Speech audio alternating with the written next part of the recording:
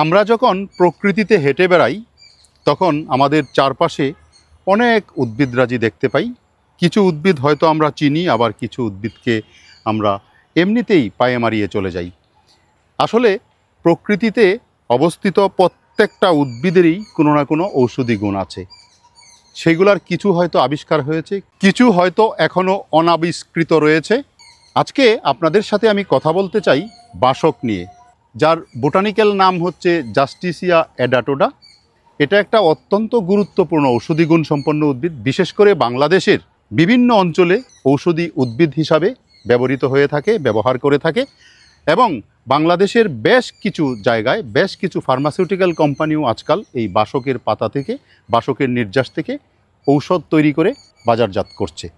বাসকের পত্র নির্যাসে ভাসিসিন নামক অ্যালকালয়েড থাকে, যা শ্বাসনালী প্রসারিত করতে সাহায্য করে। কাশি, ব্রঙ্কাইটিস ও হাঁপানি রোগীদের জন্য কার্যকর। অ্যান্টিব্যাকটেরিয়াল ও অ্যান্টিভাইরাল প্রভাব রয়েছে এতে। সংক্রমণজনিত কাশি ও গলা ব্যথা কমাতে বাসক পাতার নির্যাস অত্যন্ত কার্যকর।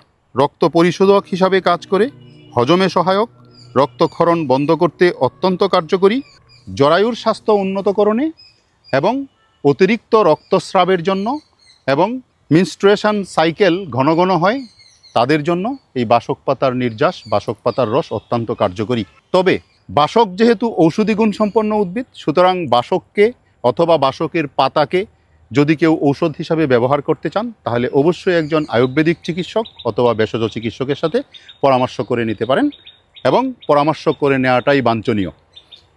তবে ভিডিওতে উল্লেখিত ঔষধি গুণাবলী কেবলমাত্র শিক্ষার্থীদের জ্ঞানার্জন ও শিক্ষামূলক উদ্দেশ্যে উপস্থাপিত হয়েছে।